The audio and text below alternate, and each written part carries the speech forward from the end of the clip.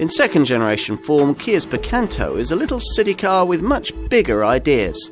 A glance at the styling and the mainstream engine lineup might not suggest that much dramatic change has taken place, but don't be deceived. A fundamental redesign has transformed the kind of car this can be. Previous Picanto models were great for popping to the shops, but not so good at venturing further afield. This one is much better, courtesy of a completely redesigned platform and body structure that's 40% more torsionally rigid.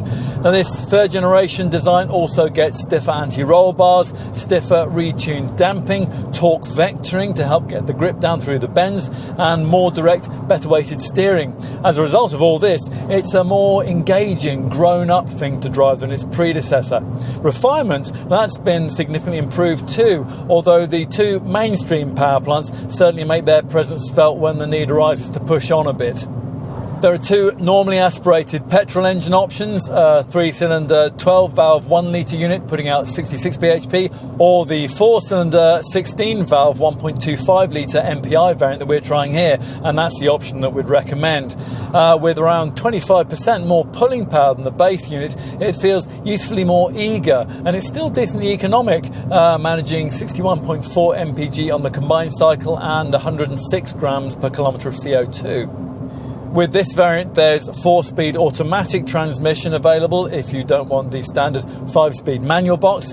Now, the third Picanto engine option is the one to have if you can stretch to it. It's a 3-cylinder petrol turbo TGDI power plant that puts out 99 bhp and really does give this Kia a big car feel.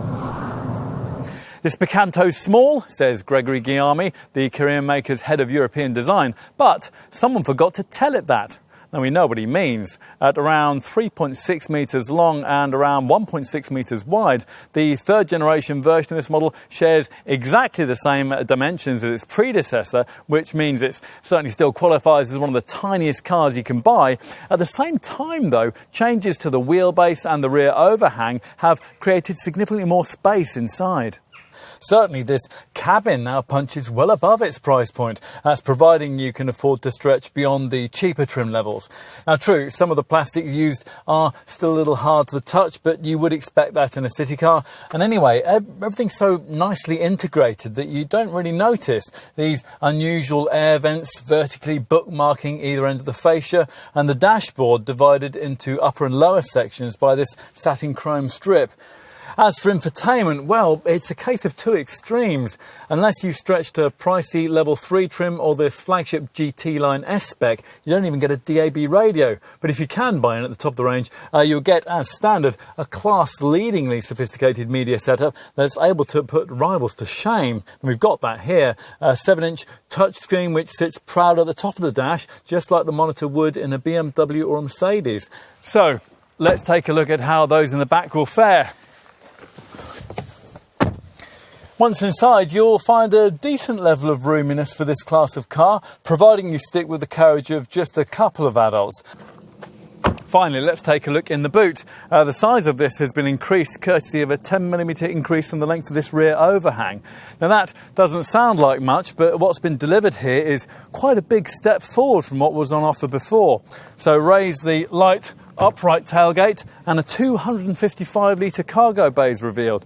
Now, that is 55 litres more than the previous generation Picanto model could provide, and the space can be accessed via a loading lip that's now 55mm lower too.